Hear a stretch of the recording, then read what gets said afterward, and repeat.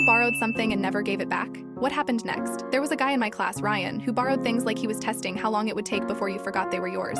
He'd casually ask for a pencil, a notebook, even a jacket. One time, I lent him a book, and when I asked for it back a few months later, he blinked and said, "Wait, I thought this was mine." It had my name written inside the cover, but the way he said it was so confident, so natural, that even I hesitated. And that was the thing, no one ever really fought him on it. If Ryan held on to something long enough, people just kind of accepted that it had become his.